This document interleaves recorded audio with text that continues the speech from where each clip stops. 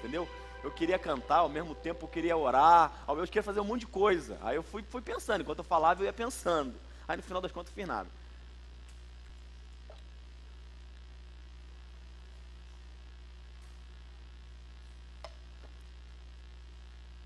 Glória a Deus. Você pode abrir sua Bíblia comigo? Em Efésios. Carta de Paulo aos Efésios, no capítulo 4. Texto extremamente conhecido. A partir do verso 11. Estou lendo na Almeida atualizada, tá? Efésios 4, verso 11 até o verso 15. Enquanto você está abrindo aí, nós estamos falando esse mês, tanto no domingo de manhã quanto à noite, o Tony vai estar falando à noite, sobre crescendo para expandir. Falando de crescimento, de maturidade, porque não faz sentido uma expansão se ela não tiver norteada, se eu não souber para onde eu quero expandir. Eu expandir para onde? Eu tenho que saber exatamente o que eu estou fazendo. Então, a gente começou a falar sobre algumas coisas. Na semana passada, intencionalmente, eu escolhi como ponto de partida para falar disso, pelo menos a minha parte, eu escolhi que seria a questão da intimidade com Deus, porque isso tem que ser a nossa bússola. Não adianta eu querer crescer, querer tudo, se eu não for íntimo ao Espírito Santo, íntimo a Deus. Foi esse exemplo que eu acabei de dar, da medição do rio e da nossa caminhada nele. Então não adianta eu falar de expansão, se o anjo está medindo e falando vá, e eu continuo parado aqui. Não adianta. Então o anjo tem que medir lá os 1000 côvados, os 500 metros, ele mede e fala, Douglas, avance, e eu começo a avançar. Então na semana passada, o nosso despertar foi para isso. Vamos começar a avançar em direção a águas profundas. Uma vez que eu vou avançando, tem uma coisa que vocês precisam saber. Não sei se eu já falei isso, eu acho que eu não falei, vou falar hoje. Nessa trajetória, entre começar e finalizar, tem a trajetória no início, certo? Todo caminho tem um ponto de partida, o início, né? E tem o ponto de chegada, é o destino final, não é isso? Só que da onde eu saí para onde eu quero chegar, temos uma trajetória, temos um caminho, temos um percurso a fazer. Isso é óbvio. Na caminhada cristã, quando começa? Qual é o nosso ponto de partida? Quando que a gente começa a caminhar com Deus? Quando a gente aceita Jesus. É o que a Bíblia chama de salvação. Então a minha trajetória começa quando eu sou salvo. Ou seja, sou regenerado, nasço como uma nova criatura, um novo nascimento vem, espiritualmente eu nasci. Comecei a minha trajetória. E qual é o final do meu percurso? Aonde eu quero chegar? Qual é o meu destino? É o que a Bíblia chama de glorificação. Salvação é o início e a glorificação é o final. É quando soar a última trombeta, que os mortos em Cristo ressuscitarem primeiro, depois nós os vivos, seremos transformados, receberemos um corpo glorioso. Isso é glorificação. Nesse ponto da glorificação, é maravilhoso. Aí não tem, a morte não tem mais domínio sobre a gente não morre mais. O pecado não tem mais domínio, sabia? Depois da regeneração, acabou. Tentação da carne, acabou. Literalmente acabou.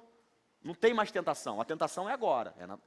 A tentação é da salvação até a glorificação. Depois, durante essa trajetória, eu posso retroagir. Eu posso abandonar a minha fé, eu posso largar Cristo, eu posso voltar. E depois da glorificação? Acabou.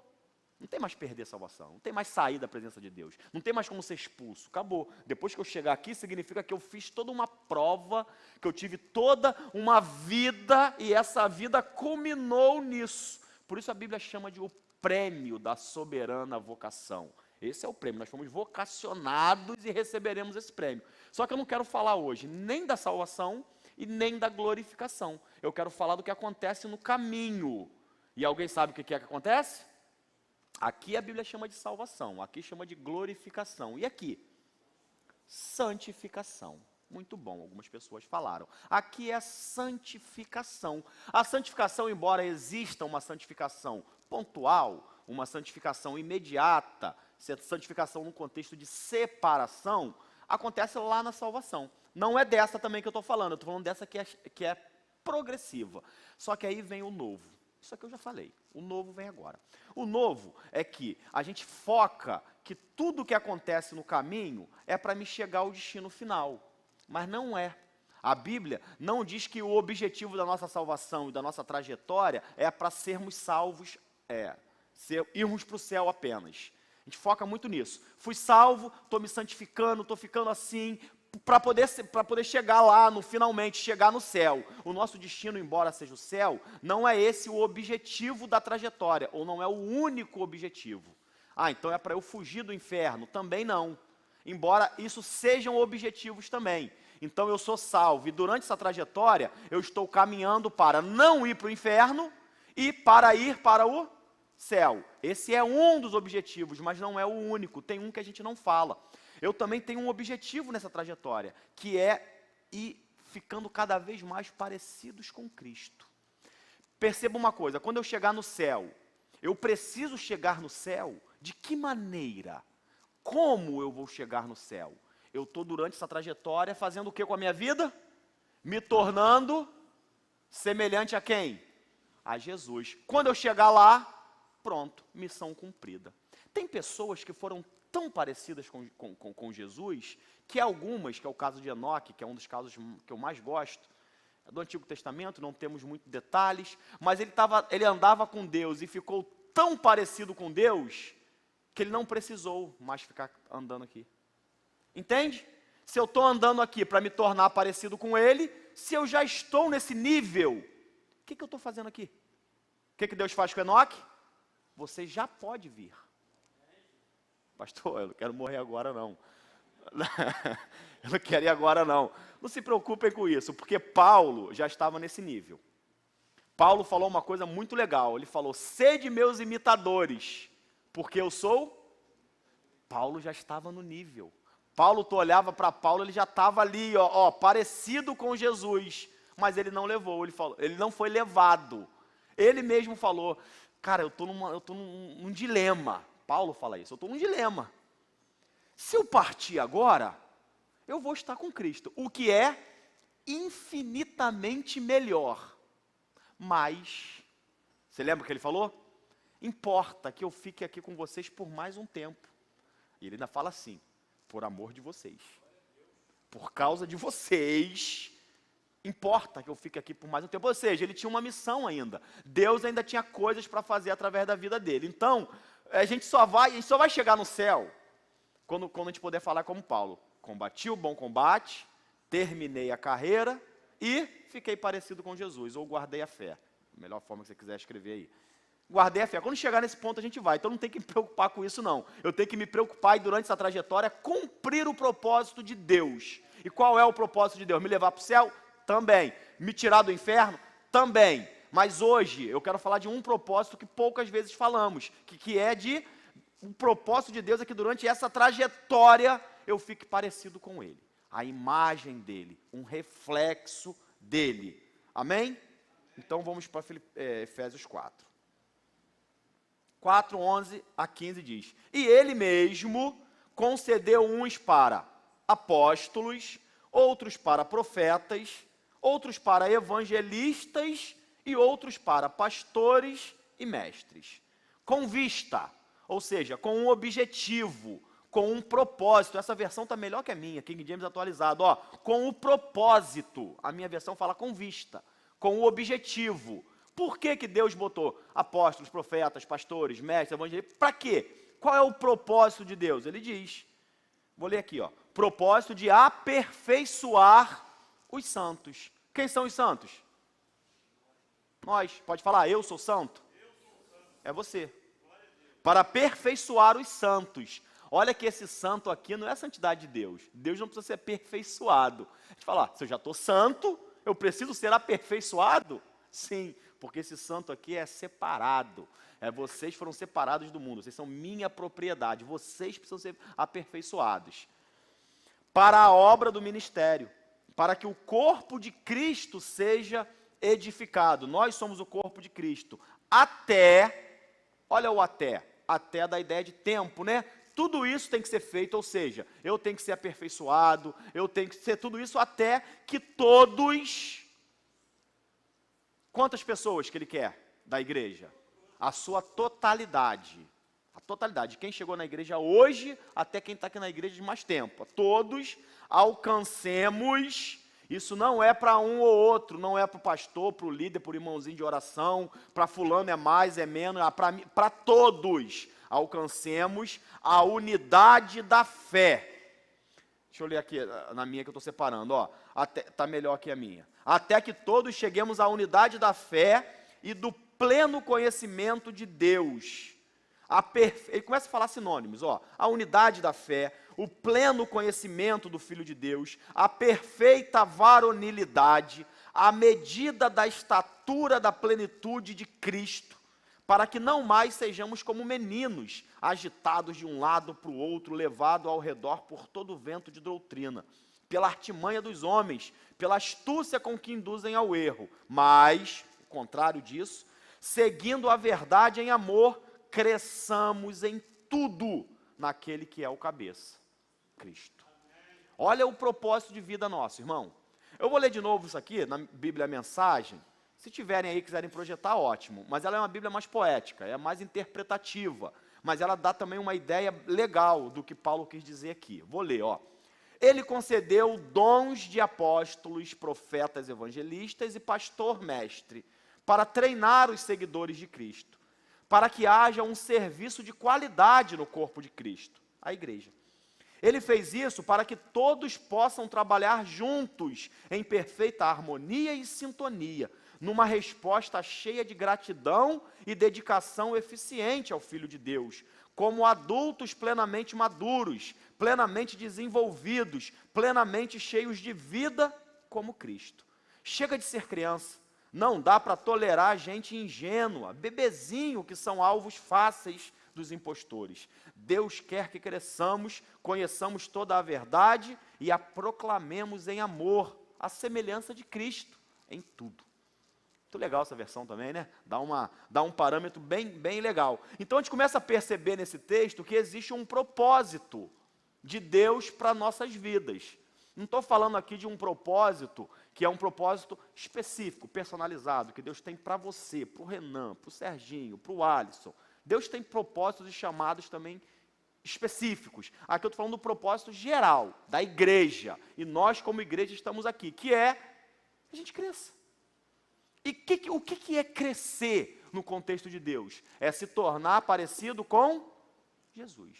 Então, o que é crescer? Como eu cresço? Eu vou crescendo à medida que eu vou ficando mais parecido com Jesus. Eu começo a amar como Ele, falar como Ele, andar como Ele, pensar como Ele, agir como Ele. À medida que eu estou assim, como que eu sei como Jesus pensa, fala, anda? Como que eu sei? Vendo o que a Bíblia fala. Afinal de contas, a Bíblia não é a verdade? E Jesus não é a verdade? A Bíblia não revela quem Jesus é? O tema central de toda a Bíblia, do Novo e do Velho Testamento, não é Jesus? Então, quando eu leio a Bíblia, eu estou vendo a revelação de quem Cristo é. Então, é ali que eu vou encontrar isso. Tá? Algumas coisas importantes em relação ao crescimento. Vou tentar passar rápido isso. Algumas coisas importantes. Primeiro, crescimento, maturidade, não tem a ver com tempo. Então eu posso ter pessoas aqui que falam, pastor, eu sou crente há 40 anos. Não quer dizer nada. Pode ser que seja crente há 40 anos e continue um bebezinho espiritual. Não tem a ver com tempo. Mas por outro lado, o crescimento requer tempo. Eita. Crescimento não tem a ver com tempo, mas o crescimento requer tempo. Então não quer dizer que eu tenho 40 anos de crente e sou maduro, mas também não fique pensando que você aceitou Jesus hoje e já está maduro, que também não está. Você vai precisar também uma trajetória, uma caminhada, e normalmente o início da caminhada, as coisas são mais aceleradas, você está com mais gás, um bebê, uma criança, ela absorve muito mais rápido do que quem já está numa fase mais adulta. A fase do crescimento já é menor quando se está mais adulto, mas não podemos parar de crescer em momento algum. Então eu tenho que ter isso em mente. Outra coisa que eu tenho que ter em mente é que, isso também é importante demais, eu tenho que ter em mente que o crescimento é o que me dará acesso a profundidades com Deus. Eita, melhora. Você pega o teu filho, eu pego o Benjamin, e jogo ele numa piscina profunda assim, posso até numa aula de natação, uma coisa controlada, eu ali dentro, soltar ele, mas eu pego assim no mar e jogo, numa piscina profunda, O que eu preciso que aconteça com ele antes? Cresça, aprenda a nadar, fique tal. Aí agora você pode pular aqui nessa piscina profunda e ir. Pode até ir sozinho. Por quê? Porque você já cresceu, já sabe. Eu posso pegar Davi, que está querendo dirigir. Eu posso pegar ele, entregar a chave do meu carro com 7 anos e falar, dirija? Sim ou não? Ele nem alcança. Levei ele no quartel agora, na quinta-feira, acho que foi quinta-feira. Lá a gente tem um carrinho elétrico. O carrinho elétrico, o pé dele alcança. E só acelera, né? Aí pela primeira vez ele sentou para dirigir, duro pra caramba. Mas ele sempre fica no volante comigo, sentado no meu colo, mas eu aqui controlando tudo e com a mão aqui embaixo ainda. Ele agora já está vendo que eu fico com a mão aqui embaixo do volante, já está mandando eu tirar. Aí eu falei, vou tirar para tu ver, vai.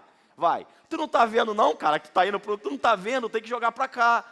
Enfim, mas pisar ele não pisa. Dessa vez ele pisou. Aí ele começou a sentir. Ele pisava e...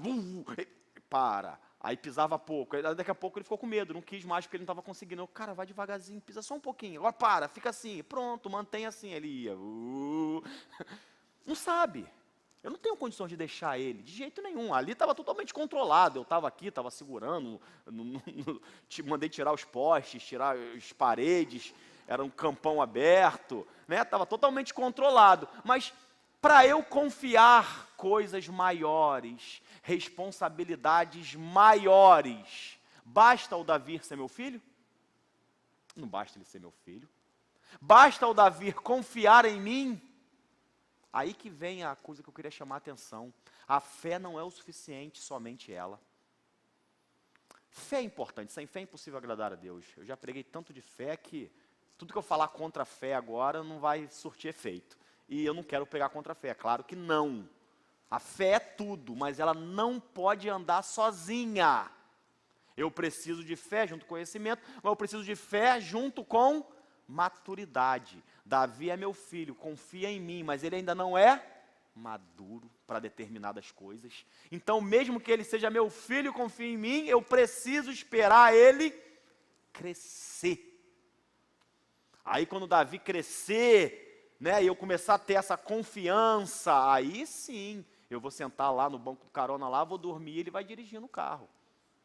Eita, quando isso vai acontecer? Quando esse dia vai chegar? Parece que nunca vai acontecer, mas uma hora acontece. Chegou. Quando que vai chegar o dia que, poxa, ao invés de eu pagar a passagem dele do avião, ele vai pagar a minha? Gente, eu não vejo a hora de eu ter que pagar o quarto dele lá, incluir lá num passeio, num hotel, num resort. Quando vai chegar a hora de ele, pai, vamos sair? Tá comigo.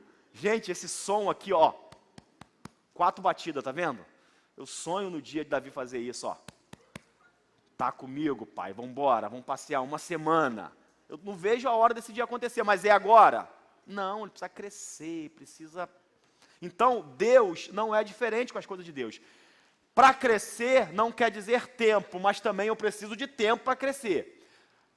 O crescimento, ele é um fator principal, mais importante ou predominante para que eu alcance a herança de Deus. Sede fiel no pouco, que sobre o muito te colocarei. Deus só coloca a gente no muito depois que a gente começar a crescer no pouco. Agora eu vou te dar aqui, agora eu te dou aqui, agora eu te dou aqui, agora eu te dou aqui, agora eu te dou aqui. Então a gente vai crescendo à medida que a gente vai recebendo responsabilidades, vai acessando determinadas heranças à medida que a gente cresce. Amém, irmãos? Glória a Deus por causa disso. Até acesso à herança, tá? Você pode ter um dinheirão. Imagina que Davi teve uma herança aí, eu morri. Não gostei não, vamos mudar.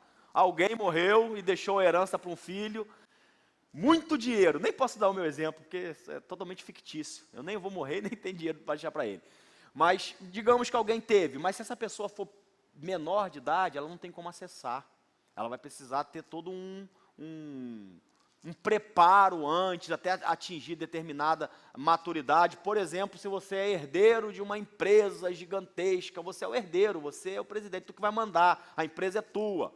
Teu pai morreu, é teu, só que você não vai poder assumir. A diretoria vai ter uma direção que vai ficar lá até que você assuma a maioridade e possa, de fato, atingir aquilo. Por quê? Porque você não tem condições de gerir uma empresa daquela, você não tem maturidade, você tem que crescer. Com Deus é assim, irmão. Deus tem sonhos, Deus tem planos. Você sabia que Deus, a Bíblia lá, a gente lê 1000 vezes aqui, eu é que sei os planos que tenho a vosso respeito, diz o Senhor, plano de vos fazer prosperar. A gente fala, gente, esse plano que não cumpre. Deus não deve, o planejamento de Deus não está bom não, porque passa anos, e 10, e 20, e 30, e eu estou aqui, cadê o plano, Deus? Eu estou aqui, Senhor, aquele plano que falou que o Senhor tem a meu respeito, que é bom de me fazer, cadê esse plano? Aí Deus está falando, estou esperando você crescer. Estou esperando. Você não vai poder assumir a presidência enquanto continuar um menino como você está. Depois que você crescer, aí sim eu vou pegar a chave e te dar. Então o plano de Deus às vezes não se cumpre porque a gente está imaturo. Mesmo sendo filho e crendo. Entende? Que tem algo a mais do que ser salvo e crer. Eu preciso ser salvo, crer e amadurecer. É isso que está faltando para a gente. Beleza, entendemos isso? Ótimo. Já sabemos que o propósito de Deus para a nossa vida, falei na semana passada, além dessa intimidade, além desse relacionamento, além de tudo isso, o propósito de Deus é nos fazer a imagem de Cristo. Eu vou ler com vocês aqui alguns textos. 1 Coríntios 15, só para mostrar para vocês um pouco disso. 1 Coríntios 15, 45... a partir do 45 fala, pois assim está escrito, o primeiro homem, quem foi o primeiro homem? Adão, foi feito alma vivente. O último homem, porém, espírito vivificante. Quem é o último homem? Jesus. Mas não é o primeiro espiritual, e sim o natural. Então o primeiro homem, que é quem? Adão, ele é natural. Depois, o segundo homem, que é Cristo, o espiritual. O primeiro homem foi formado da onde? Da terra. É terreno. E o segundo homem? Do céu. Como foi o primeiro homem, o terreno? Como foi? Da mesma maneira que foi o primeiro homem, o terreno, tais são também os demais homens terrenos. Então, da forma como Adão foi, os outros homens terrenos são iguais a ele. Beleza? E como homens celestial, tais os celestiais. E, assim como trouxemos, vamos de nós agora, Paulo se inclui, assim como trouxemos a imagem do terreno, quem olha para mim, para esse corpo, vê que eu estou trazendo a imagem do que Deus fez lá com Adão. Devemos trazer também a imagem do celestial. Vamos dar uma parada, rapidão. O que tem em comum entre Adão e Jesus? O que tem em comum? O que tem semelhante? O pecado? Não, Jesus não pecou. Então o pecado não pode ser algo semelhante. O que tem iguais a ele? A forma com que nasceram? Não, os dois nasceram de uma forma única. Tanto Adão quanto Jesus. Adão foi o único que nasceu, diferentemente da gente, de Deus pegando ali, fazendo o pó da terra e soprando nas narinas. Depois ele foi reproduzindo. Jesus também diferente. Uma mulher virgem concebida pelo Espírito Santo. Então a forma de nascimento de um é diferente do outro e dos dois é diferente da gente. Então não pode ser o nascimento. O que traz de semelhança entre Adão e Jesus para que a Bíblia, o Espírito Santo, leve Paulo a fazer esses comparativos? Uma coisa.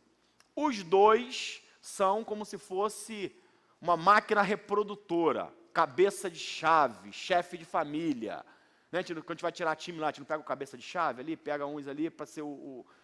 Adão e Jesus eram cabeças de chave, vou chamar esse nome. A galera do futebol aí gosta desse nome. E eu sou a galera do futebol. Cabeça de chave. Então Deus deu uma ordem para Adão. Lembra qual foi a ordem para Adão? Que ele deveria reproduzir. Na verdade, foi uma ordem para toda a criação. Reproduzam conforme a sua espécie. Então, Adão ia reproduzir. Ele era um reprodutor. Deus fez Adão e depois mandou que ele reproduzisse pessoas como ele.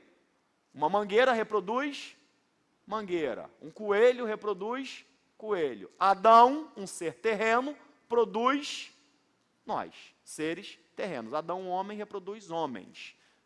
Homem e mulher, né? Homem no sentido da humanidade. Então, você tem ali Adão como uma cabeça de chave. O que Deus queria era que Adão reproduzissem. Adão foi feito de que forma mesmo? A imagem e semelhança de Deus. Opa, Adão é semelhante a Deus. E Adão vai reproduzir pessoas semelhantes a ele. Se ele é semelhante a Deus, as pessoas que ele reproduzisse seriam semelhantes. Está aí o plano de Deus feito. Só que quando Adão peca, há toda uma confusão. O espírito humano passa a morrer. O homem então passa a ser comandado e conduzido pelas suas emoções e por sua carne. O homem está afastado de Deus. É assim que o homem está. E é nesse ponto que Adão começa a reproduzir. Aí ele começa a reproduzir seres humanos mortos espiritualmente. Começa a reproduzir pessoas assim. Pessoas que já não era mais a semelhança de Deus. Porque o pecado no homem nos tornou diferentes de Deus. Nós não somos mais semelhança de Deus enquanto vivemos no pecado. E é assim que Adão foi reproduzindo. Aí Deus está vendo essa reprodução em massa de pessoas que ele não quer. Aí Jesus faz o quê? Ele muda a máquina mestra. Ele muda o cabeça de chave. É cabeça de chave mesmo? É, né? Ele muda esse camarada, esse reprodutor. Aí ele vem e faz de novo uma cabeça de chave. Não pode ser alguém nascido, como Adão não foi. Não podia ser. Porque se fosse alguém nascido de forma natural, ia ser o quê, irmão? Ia ser aquele mesmo Adão terreno lá. Então Deus teve que fazer, não, tem que ser diferente. Eu tenho que fazer uma nova máquina reprodutora. Aí ele fez uma nova máquina reprodutora, chamada Jesus Cristo. Aí ele pega o Espírito Santo, uma virgem, concebe e nasce. A partir dali de Jesus, ele começa a criar seres humanos, de que maneira agora? Espiritual. Porque agora já não é mais o terreno, mas o celeste. Assim como nós trazemos a imagem do terreno, precisamos trazer a imagem do celestial. Por isso que em outras ocasiões a Bíblia vai dizer que Jesus ele é o primeiro, é o primogênito dentre muitos irmãos. Então, o que nós somos hoje? Não mais... a gente não é mais a imagem deturpada de Deus. Agora nós somos a imagem e semelhança de Deus novamente. Nos tornamos a ser. Nós agora não estamos mais mortos no pecado. A gente está agora em Cristo. Nascemos de novo. Por isso não adiantava pegar a gente e tentar fazer um curativo. Era necessário que a gente nascesse de novo. Essa era a linguagem que Jesus estava conversando com Nicodemos. Só que Nicodemos ainda não tinha compreensão total de tudo. Importa nascer de novo. Importa isso, que aquela reprodução lá de Adão, que é a que você nasceu no ventre da sua mãe, essa já não conta mais. Importa que você nasça do Espírito, da alma, da água e do Espírito. Então, a partir desse momento, a gente começa a ter uma imagem diferente. No finalzinho ele fala... Assim como trouxemos a imagem do que é terreno de Adão, precisamos também trazer a imagem do que é celestial. Eu vou guardar isso para essa mensagem. Qual é o nosso propósito de vida? Para que eu possa expandir, eu preciso trazer a esse mundo, a essa terra, a imagem de Cristo, daquele que é celestial. Amém? Todo mundo comigo aqui, sem nenhum problema? Glória a Deus. Glória a Deus. Lá de Adão, lá era Romanos 5 que fala aqui. Assim como por um só entrou o pecado no mundo, por Adão, pelo pecado a morte, assim também a morte passou para todos os homens. É aquilo que eu falei, que Adão era uma máquina reprodutora, então ele passou aquilo para todo mundo. Por isso, Jesus precisou vir. Glória a Deus. Vamos embora. 36, sempre a correria, né? Agora, entendemos bem isso? Temos que trazer a imagem do que é celestial. Aí vem uma pergunta para vocês. Jesus era ou não perfeito? Sim ou não? Sim. De manhã eu posso falar assim, à noite eu tenho que ficar, mas de manhã eu posso... Sim. Nós podemos ou não ser perfeitos? Não precisa responder não. Só pensa. A gente tem um problema grave com a etimologia dessa palavra. Porque a gente duvida disso. A gente, de cara, a gente fala, ser perfeito, eu? Não, eu não, Jesus sim, eu não. Mas em Mateus 5, no Sermão da Montanha, tem gente aí, teólogos famosíssimos, que dizem o absurdo de que o Sermão do Monte era algo utópico. Seria assim no mundo perfeito, seria Não sei. O Sermão do Monte é possível, irmão. Tudo que está ali é possível. O Espírito Santo nos capacita. E uma das coisas que está no Sermão do Monte é sede, uma ordem de Jesus. Sede é uma ordem, imperativo. Perfeitos.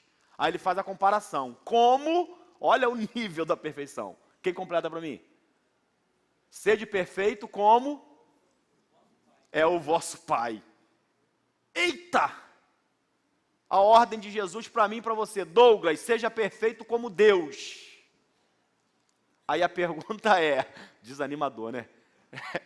Olha, é igual quando eu vejo alguns baixistas, tem gente que fala que se você olhar a pessoa muito boa, te inspira a querer ser. Eu, irmão, eu olho os caras tocando, eu olho assim, eu fico desanimado, não dá para mim não. Quando fala sede perfeito como é Deus, eu desanima. Mas não é para desanimar, porque você tem que entender o que é ser perfeito. Antes, deixa eu ler para vocês algumas frases que a Bíblia fala, que são sinônimos de perfeição. Por que sinônimo? Porque no grego que a palavra foi escrita, é a mesma palavra que foi usada por Jesus em Mateus 5 para sede perfeito, foi usada nessas outras, sendo que com variações, às vezes substantivado, às vezes uma conjugação diferente, mas é a mesma raiz, que palavras como inteira santificação, perfeito amor, pureza de coração, plenitude de bênção, estatura de Cristo, varão perfeito, perfeita varonilidade, santidade cristã, todas essas expressões têm a mesma origem de perfeito, de ser perfeito. Então, ser perfeito seja perfeito em amor, seja puro, tenha a estatura de Cristo, seja o varão perfeito, é tudo a mesma coisa. Então, é importante eu saber, ter em mente pelo menos, de que essa ordem não foi uma coisa isolada que Jesus falou. João fala a mesma coisa em João 17. Só para que você tenha em mente, eu lhes dei a glória que a mim me deste. Jesus orando, a oração sacerdotal, ele está falando, eu lhes dei a glória que a mim me deste, para que sejam um. Jesus orando por mim e por você, como nós somos um, falando com o Pai. E eu neles, Jesus na gente, e tu em mim, e Deus em Jesus, para que eles sejam perfeitos em unidade. Jesus dizendo, Pai, assim como eu sou um contigo, que eles sejam um comigo, para que eles possam ser perfeitos. Então Jesus não só deu uma ordem, sede perfeito, como ele já está dando o caminho. Ele está dizendo, eu vou andar com eles, o Espírito Santo vai estar com eles para poder fazer esse milagre. João fala, Jesus fala, e Paulo fala em Filipenses 3,15. Pelo que todos quanto somos perfeitos. Para mim, Paulo era demais, cara. As declarações, fora Jesus, as declarações mais ousadas eram de Paulo. Por isso, todos nós que alcançamos a maturidade espiritual, porque eu falei que perfeição e maturidade é a mesma coisa, vou ler na minha. Fala, pelo que todos quanto, Paulo dizendo, pelo que todos quantos somos perfeitos, tenhamos esse sentimento. E se sentis alguma coisa de modo diverso, tal. Paulo, ele se inclui, como dizendo que ele é perfeito, como ele fala que a igreja de Filipenses tinha um monte de gente que era perfeito também. Ou seja, é possível ser perfeito? Paulo falou um monte de gente na igreja que era. O problema é que a gente não entende o que é ser perfeito. Esse é o problema. E outra, essa perfeição, Colossenses 4,12, Paulo mostra que ela pode ser adquirida e pode ser perdida. Olha o que ele fala. Saúda-vos Epáfras, que é um de vós, servo de Cristo Jesus. É Colossenses 4,12. E que sempre luta por vós nas suas orações. Epáfras, um ajudante de Paulo, sempre estava lutando. Eu gosto disso aqui, porque eu já falei que a oração é uma luta. E aqui ele fala que luta por vós nas vossas orações. Então ele comprova isso. Para que permaneçais perfeito e plenamente seguro. Ele está dizendo assim, Epáfras, que me ajuda aqui, que pastoreia vocês comigo, ele está orando o tempo inteiro, lutando em oração com um objetivo. Qual era a luta que Epáfras tinha? Que os colossenses continuassem perfeitos. Então ele está dizendo, tem gente em Colossos, tem crentes em Colossos que é perfeito, e eu fico orando constantemente para que eles continuem perfeitos. Só que quando a gente fala de perfeição, a gente começa a ter problema. Eita, Tiago também fala, irmão. Tiago 1,3 fala, sabendo que a provação da vossa fé produz perseverança. A perseverança tem a sua obra perfeita, para que sejais perfeitos e completos. Então é possível. Tiago falou, Paulo falou para Colossenses, falou para Tessalonicenses, Jesus falou na oração sacerdotal, Jesus deu uma ordem de ser de perfeito. É possível. Não faz nenhum sentido Jesus falar para mim fazer algo inalcançável. Senão, Douglas, faça isso. Ele nunca vai conseguir. Ele lá no céu, brincando comigo, mandando eu fazer aqui e brincando lá. Mandei eles fazer isso, mas duvido, nenhum deles vai conseguir. Isso não existe. Se Jesus mandou fazer, é porque é possível. O problema é a nossa interpretação quanto à palavra perfeito. A definição bíblica do que é ser perfeito nada mais é do que ser parecido com Jesus. À medida que eu vou cada vez mais ficando parecido com Ele, eu vou cada vez mais me aperfeiçoando. Quando eu for uma réplica, a imagem perfeita dele, eu estou perfeito. Entendem isso? Ou seja, perfeição é maturidade. Perfeição é desenvolver-se. Isso é perfeição bíblica. Porque a palavra perfeição do português vem do latim, perfectus. Aí, o perfectus, palavra latina, ela tem um problema, é 100% em tudo. Traduzir a palavra perfectus é não ter falta de nada, é ser 100%. Aí a gente fala, eu ser perfeito, eu ser 100%, nunca. Mas a definição bíblica não é. O grego, da onde vem a palavra, que é italaio, que foi traduzido para perfeição, não é perfectus do latim. É ser maduro, é ser desenvolvido, é ser de confiança. Então, quando a Bíblia fala sede perfeito, é sede maduro. Desenvolva-se, cresça. É isso que ele está dizendo. Aí Epáfras está orando para que eles não percam a maturidade deles, para que eles não diminuam, porque eles já cresceram. Quando Paulo fala, nós que somos perfeitos, Paulo está dizendo, nós que amadurecemos. Em outra ocasião, Paulo vai falar, nós, os maduros, devemos suportar os fracos na fé. Ó Paulo se incluindo de novo aí como alguém madura, alguém que perdoa, alguém que suporta o outro. Isso que é o grau de maturidade. Amém? Todo mundo comigo até aqui? Glória a Deus. Então isso é ser maduro. Vamos avançar um pouquinho mais. Vou escrever aqui uma definição bonita. Eu falei para vocês, mas agora vou escrever a definição. A perfeição cristã, ou seja, a bíblica, ela possui 3 aspectos inerentes. Um início ocorrido na regeneração, um processo de maturidade, que é desenvolvido na santificação, e uma finalidade.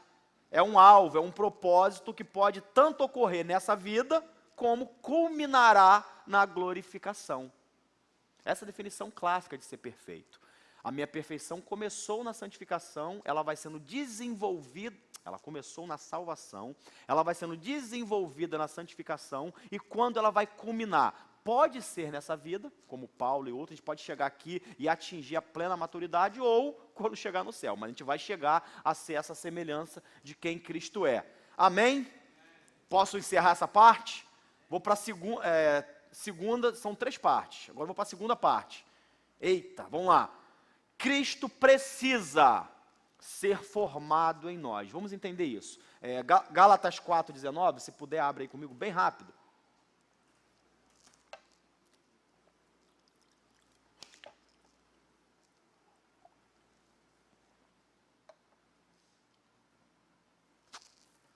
Gálatas 4,19 fala, meus filhos, por quem de novo sofro dores de parto, de novo, ou seja, Paulo já vinha sofrendo com os Gálatas lá, orando, intercedendo, aconselhando, e de novo, está ele sofrendo lá, os Gálatas estavam fazendo besteira. Ele fala, eu fico sofrendo dores de parto, meus filhos, até que Cristo seja formado em vós. Cristo ser formado em vós. Ele usa uma linguagem gestacional, né? Por isso que ele fala que eu sinto dores de parto. Uma mulher sente dor de parto, vamos falar aí, mulher sabe mais do que eu. Mas, quando começa o bebezinho a nascer, ele começa a ser formado aonde? No ventre dela, não é isso? Está sendo formado o bebezinho, está sendo formado, formado. Quando o bebê está atingindo uma certa momento dele lá, a formação dele completa, ela começa a sentir as contrações lá, as dores de parto, que é quando o bebezinho está formado, prestes a nascer. Paulo está dizendo que está sentindo essas dores, até que eles sejam formados, ou seja, estava lá os Gálatas, no ventre de Paulo, sendo formado, Paulo ensinando, Paulo falando, Paulo aconselhando, Paulo intercedendo, Paulo lá, e Cristo sendo formado ali dentro daquelas pessoas. O objetivo final era que Cristo chegasse a ser totalmente formado e nascesse. Era isso, só que Paulo estava vendo que estou sentindo de novo dor de parto. Vocês já nasceram, já era para estar um bebezão grandão aí, mas eu estou sentindo dor de parto, ou seja, vocês estão sendo formados de novo. Em vez do bebezinho sair da minha barriga, o bebezinho está voltando para a minha barriga. Eu tenho que ficar toda hora formando vocês. É isso que Paulo está falando ali para eles. Não era isso que Paulo queria. Paulo queria que eles crescessem. Amém, irmãos? Glória a Deus. A obra divina de transformação na imagem de Cristo, frase do Luciano Subirá, muito boa essa frase.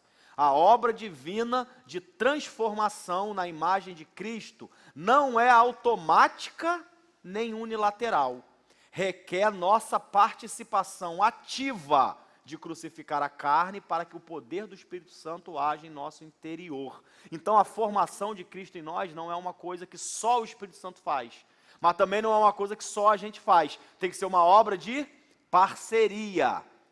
Eu preciso estar andando ali com Cristo, fazendo a minha parte, mortificando a carne, buscando, orando, fugindo da aparência do mal, perdoando, andando mais uma milha. Eu faço isso, Cristo me fortalece, me mostra o caminho, me direciona. Amém. Vamos para a terceira e última parte. Essa parte de Cristo formar em nós, amém. Terceira e última. Está no terceiro intencional, porque eu preciso que vocês guardem agora. Tudo que eu falei vai culminar no que eu vou dizer agora. É isso que você tem que sair daqui praticando, isso que eu vou falar agora. Características que nós precisamos desenvolver para nos parecermos com Cristo. A primeira característica, eu vou tentar, tem 10 minutos, eu vou tentar falar o máximo que eu conseguir. A primeira característica é a autonomia. Gravem esse nome. Nós precisamos ter autonomia espiritual. Lembra do exemplo que eu dei de Davi? Eu não posso pegar a chave do meu carro e dar na mão dele. Por quê? Porque ele não tem autonomia, maturidade para poder fazer qualquer coisa naquele sentido. Um novo convertido, alguém que está caminhando, é normal, tá, irmãos? Eu quero que você entenda que isso é normal. Lembrando comigo muito rápido para a gente entender a autonomia. Quando o ser humano, todo ser humano, ele é dividido em duas classes, todo ser humano. Um que é o homem natural e o outro que é o homem, não é espiritual, te induzi de propósito. Um é o homem natural e o outro é a nova criatura, é quem nasceu de novo. O homem natural é aquele que a gente viu lá, que descende de Adão. O homem natural, ele não aceitou a Jesus, ele não tem Cristo, ele está morto espiritualmente, ele está fadado ao inferno, a menos que ele aceite o Senhor. Esse é o homem natural. E quem nasceu de novo, a nova criatura? Somos nós, entregamos a nossa vida a Jesus. A nova criatura pode ser dividida em duas partes. Agora é a gente, só nova criatura. Duas partes. Os crentes carnais, eu estou falando de crente, não é natural, é crente, aceitou Jesus, é a nova criatura, carnal, e o crente espiritual. Agora sim. O crente carnal é aquele que é guiado, que é conduzido por quem? Pela carne. Gálatas 5 fala, né? Os frutos da carne são, aí dá aquela listinha para a gente de um monte de coisa, que não é meu objetivo hoje, vou falar isso ainda, mas não hoje. Aí ele fala, mas os que são guiados pelo Espírito, aí tem amor, paz, longanimidade, benignidade, ou seja, o crente carnal é guiado pela carne, e o crente espiritual é guiado pelo Espírito. Essa é a divisão principal, mas é natural que uma pessoa que está nova na fé, um novo convertido, um bebê espiritual, aceitei Jesus hoje. Esse camarada já é espiritual, aceitou Jesus hoje? é natural que ele seja carnal. Ou seja, é natural que ele ainda se ire, que ele ainda brigue. Se ele tinha algum vício, é comum que de vez ou outra ele ainda, né, caia naquele vício, fuma alguma coisa, ou fala um palavrão, ou fica com raiva e fica sem falar, porque ele está aprendendo ainda, ele está caminhando, a gente está ensinando. Ele se irrita, que é uma coisa comum, né, de um bebê, de uma criança, Benjamin, 1 ano e 2 meses, eita, se irrita, tá errado, tá brigando com o irmão, puxando o cabelo, batendo o irmão, tira, ele briga, como se ele tivesse certo, como se ele pudesse fazer tudo, ele é o rei, ele quer tudo. Mas não é, porque a criança é assim, se irrita, quer tudo para ela, é egoísta, tudo é meu, é para mim, primeiro para mim. É assim, criança é assim, é normal na primeira fase, quando a gente está aceitando Jesus. O que não é normal? É quando o autor dos Hebreus fala, meu Deus, pelo tempo que vocês têm, já era para ser mestre e eu tenho que voltar a falar dos rudimentos, porque vocês são bebês. Isso que é o problema, isso é que não pode. É o camarada que já tem 10 anos de crente, 20 anos de crente. Vamos lá. E fica chateado, por exemplo, porque passou na rua e o pastor não falou com ele. Porque o pastor não viu. Também estava preocupado com outra coisa, porque o pastor também estava na carne, o pastor também estava errado. Mas não é porque o pastor está errado que você também tem que estar errado. Não importa o motivo, quero dizer o seguinte, não importa o motivo, não importa. O que não pode é você ficar chateadinho, porque você não está 2 semanas sem vir na igreja, e ninguém te ligou. A gente está errado de não te ligar. Mas você também não pode errar junto. Não te ligou, tu liga. Ó, vocês nem me ligaram, então eu estou ligando para vocês. Eu estou 2 semanas que eu não vou. Pronto, está resolvido. E isso mostra que a gente está longe ainda. Brigou com alguém, em vez de resolver, eu vou nem falar não brigar, porque é tão difícil, ainda mais quem convive, num trabalho que você convive com a mesma pessoa, 8 horas por dia, a tua família, é comum, o grupo, num ministério, que opiniões são diversas, um fala mais alto, tal, a briga é até comum, não vou nem dizer não brigar, o problema é quando briga e não resolve, e fica semanas, dias, meses, sem querer falar, com raiva, imaturidade. É isso que a pessoa não tem autonomia, a pessoa comprou um carro, uma pessoa veio, pastor, você vai orar pelo meu carro? Irmão, se tiver alguém aqui nisso, não está indireta para ninguém não, tá? Isso aconteceu inúmeras vezes. Eu olho para a pessoa e vejo se vale a pena ou não. Eu dar aquela, para o grau de maturidade da pessoa. Na maioria das vezes eu oro. Vamos lá, pego lá, olho lá, oro. Você ora? Oro, não tem problema nenhum. Se a pessoa está assim, entre a pessoa ficar chateada e tal, e tudo mais, eu vou lá e faço. Né, uma vez pediram, né, Carlinhos? Pô, pastor, tem óleo ungido? Não tem óleo ungido. Pega lá na Geração Vida lá. Não, mas a irmã vai ficar tão... Eu avaliei a situação, eu vi que a irmã ia ficar tão chateada. Eu falei, Carlinho, dá a ela o óleo ungido lá. Fala para ela orar lá. Porque eu botei na balança. É tipo Paulo quando fala assim, ó, tem problema nenhum, tu pode comer qualquer carne. Mas se tu for comer determinada carne, na presença de algumas pessoas, elas vão ficar tão escandalizadas, que vão acabar abandonando a fé, que Paulo fala, não come não, perto delas não.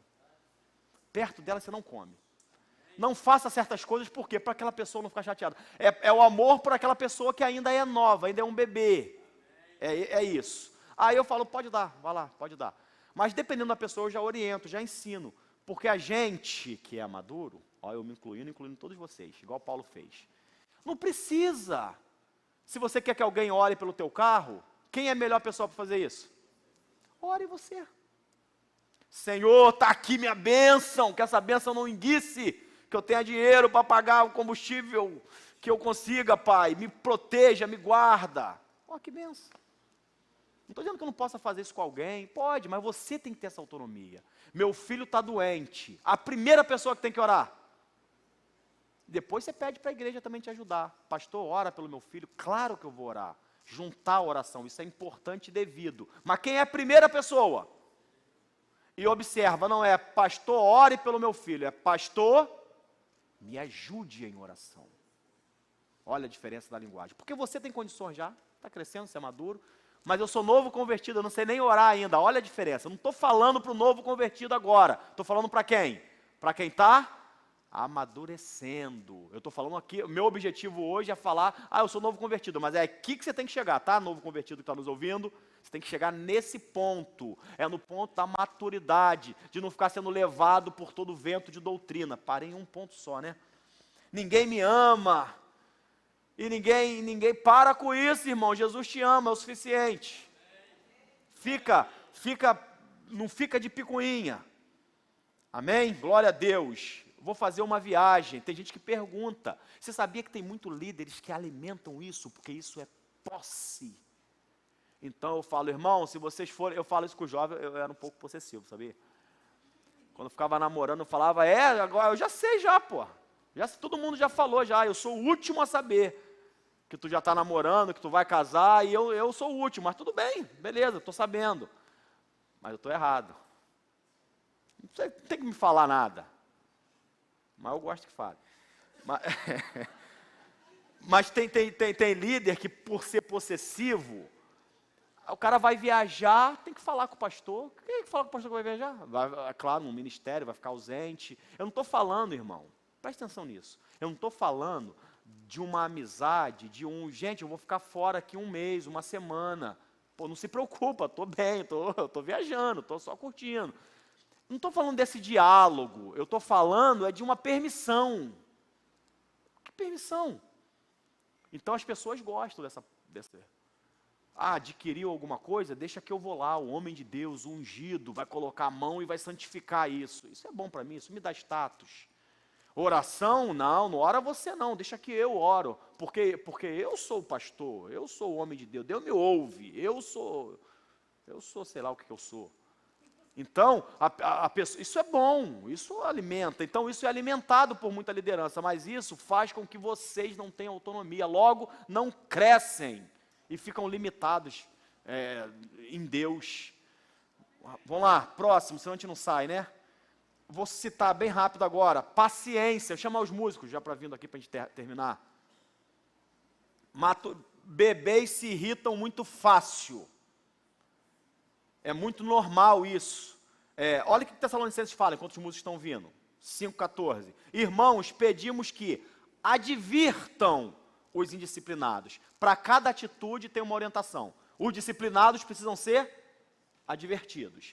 Encorajem os desanimados. Os desanimados precisam ser encorajados. Ajudem os fracos. Os fracos precisam ser ajudados. Sejam pacientes com todos. 1 Tessalonicenses 5,14. Olha que legal. Os fracos têm que ser encorajados. O outro tem que ser isso. O outro tem que ser isso. O outro tem que... E a paciência? A paciência é com todo mundo. Temos que ser pacientes com todos. A maturidade passa pela paciência. Vocês não têm ideia. Aqui em Éden mesmo. Quantas vezes, meu irmão, pastor, mas você não sabe de fulano? Fulano fez isso, fulano falou aquilo. Por que fulano ainda está ali? Por que fulano ainda faz aquilo outro? Aí eu olho, respiro. Por que você está aqui ainda? Por que eu ainda sou pastor? Porque Deus é paciente, é o mesmo motivo. Eu não falo isso para a pessoa não, isso é só eu respirando, tá? Eu respirando. Pode deixar, meu irmão, a gente já sabe, a gente está cuidando disso, tá? Se alguém te perguntar, se alguém falar contigo sobre esse assunto, pode dizer que o pastor está ciente, já está cuidando. Só que a gente vai cuidar da forma que a gente pensa ser a melhor, e não da forma que você gostaria que fosse, não necessariamente, tá bom? É muita, não é uma nem duas não. Isso é o tempo todo. Por quê? Porque a gente precisa ser paciente, com calma. Quantas vezes eu e o Glaucio, a gente senta lá, o Tony também, a gente senta lá no gabinete, a vontade que eu tenho, calma. Não, cara, eu não vou fazer isso não, estou dizendo a vontade que eu tenho. Eu falei, eu sei, mas eu estou falando calma logo, mas eu também tenho essa vontade. Mas calma, espera. Vamos esperar, vamos dar um tempo, vamos respirar, vamos ver. Quem sabe não muda, vamos orar. Aí Tony lembra, vamos orar. Eu falei, isso aí, vamos orar.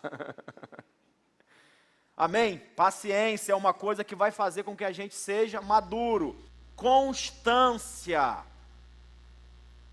Paulo de novo, Filipenses 4,11. Não estou dizendo isso porque esteja necessitado. Aí Paulo fala, pois aprendi, eu adoro essa palavra, a adaptar-me a toda e qualquer circunstância. Sei o que é passar necessidade, sei o que é ter fartura, aprendi o segredo de viver contente com toda e qualquer situação, seja bem alimentado, seja com fome, tendo muito ou passando necessidade.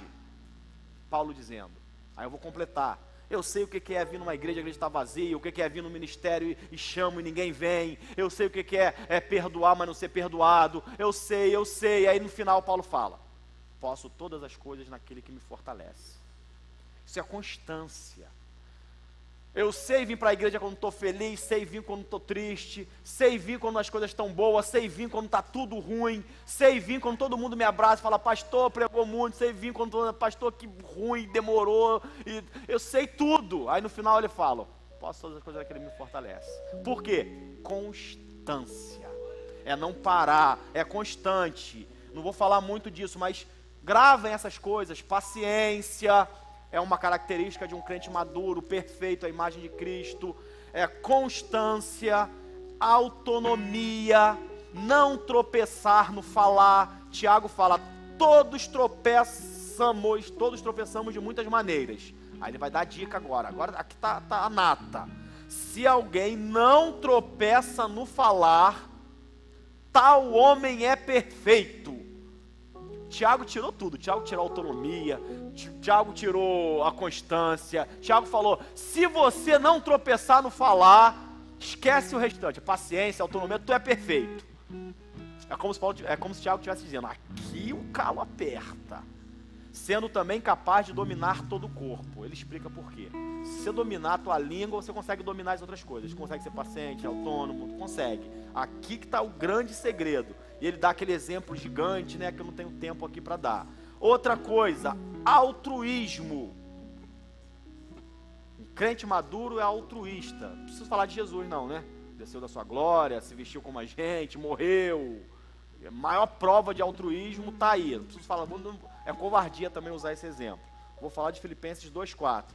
Não procurem apenas os próprios interesses, mas procurem também, eu gosto do também, porque as pessoas também vão para o outro extremo, já não pensa mais, só quer pensar, eu não posso fazer nada para mim, ter um momento de prazer, um momento de alegria, não, ele fala também, procurem também os interesses alheios, ou seja, os seus interesses e o interesse dos outros, o equilíbrio. Eu não posso pensar só no meu, mas também não posso pensar só no outro, né? Eu tenho que pensar no interesse dos dois. Então ser altruísta é muitas das vezes abrir mão, é muitas das vezes poxa, eu não queria isso, mas eu vou abrir mão. Isso aqui no relacionamento conjugal, eu acho que próximo encontro de casais, se eu for convidado um dia, aí se o líder tiver aí ouvir, acho que eu vou falar até um pouco de altruísmo. Acho que eu vou falar, eu nunca falei sobre isso no relacionamento, então eu vou falar. Mas vamos ver, tá aí, né? Quem sabe? Capacidade de reprodução. Cabo aqui. Embora possam ter 10 mil tutores em Cristo, 1 Coríntios 4,15. Embora possam ter 10 mil tutores em Cristo, vocês não têm muitos pais, pois em Cristo Jesus eu mesmo os gerei, por meio do Evangelho. Paulo falando que gerou os coríntios. Então, o maduro tem capacidade reprodutiva, isso até biologicamente falando. O ser humano, depois de uma certa idade, que ele começa a ter condição de gerar outros seres humanos. Muito pequeno não tem condição, nem fisicamente. Emocionalmente, então, é que precisa ficar, às vezes fisicamente já até consegue reproduzir, mas emocionalmente ainda não está preparado. Até que esteja totalmente preparado, demora um tempo. É isso que a gente precisa na maturidade espiritual, ser capaz de cuidar de outros. Então parar de, não oram por mim, eu tenho que começar a orar por outros. Parar de falar, mas ninguém me visitou porque eu fiquei 2 semanas em casa. Começar a prestar atenção em quem está 2 semanas sem vir para eu ir visitar. Começar a falar, poxa, passou por mim e não falou comigo. Lembrei, gravei a cara dele. Ele fica lá em cima pregando, é Douglas o nome dele. No próximo culto eu vou lá falar com ele, tu não falou comigo lá, mas eu vim falar contigo. Pronto, resolvido o problema. Parar de ficar de picuinhas, de briguinhas, deixar isso pro lado. Andar mais uma milha. Tu quer pegar a minha capa? Toma a minha e toma mais uma. Toma logo 2 capas. É o que Jesus falou, né? Se alguém pedir a sua capa, tamanha túnica. Toma a capa e toma a túnica. Toma os 2. Não dá, pega só um não. É isso que Jesus falou. Então, isso aqui é começar a gerar outras pessoas. É começar a ser um intercessor. É começar a fazer algo por alguém. É começar a ajudar outros. Em qualquer lugar, tá, irmão? Não é só no contexto de igreja, não. É ajudar o teu vizinho, é ajudar o teu amigo do trabalho. É ajudar quem você puder. Isso é gerar outros, até que aquela pessoa, até que Cristo seja formado naquela pessoa e ela aceite a Cristo. Amém? Vamos ficar de pé? Aí, cheguei ao final do esboço. Falei todo o esboço. Eu sei que correndo, resumindo, pulando, mas cheguei. Não sei se você está